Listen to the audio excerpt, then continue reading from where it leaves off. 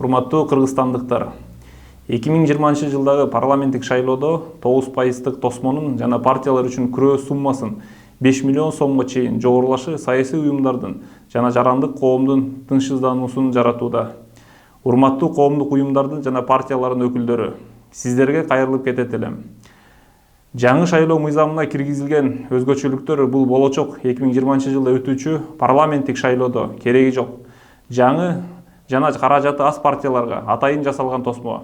Мындай атайын бөгөттөрдү жараткан жогорку кеңештин депутаттары эл кызыкчылыгын сатты деп эсептейм. Мисал катары 2015-жылы 7% босого менен өткөн парламенттик шайлоону карап көрсөк, жалпы катышкан шайлоочулардын 59% гана добуш берип, парламент түзүлдү. Ал эми калган шайлоочулардын 41% добушун алган партиялар өтпөй калды. Эгерде мыйзамда көрсөтүлгөн тосмо 7%дан төмөнүрөөк болгондо, бүтүн Кыргызстан жана замандаш сыяктуу партиялардын дагы өкүлдөрү парламентте болмок.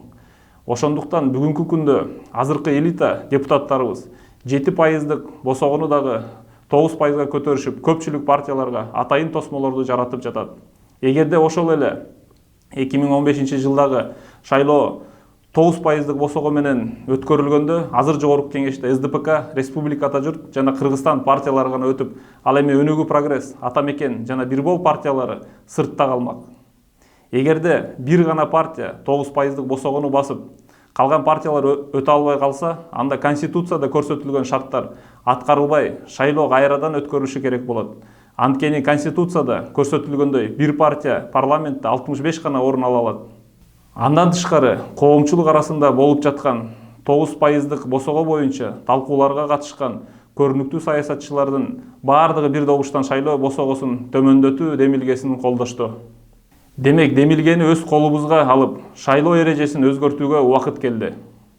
Урматтуу жогорку кеңештин депутаттары, эгерде 2020-жылда өтүүчү парламенттик шайлоодогу атайын жасалган босогону түшүрбөсөңөр, анда жогорку кеңештин мөөнөтүнөн мурда тарашын талап кылабыз. Талабыбыз аткарылышы үчүн мыйзамда көрсөтүлгөн укуктарыбызды пайдаланып, максатыбызга жетебиз. Эл биз менен.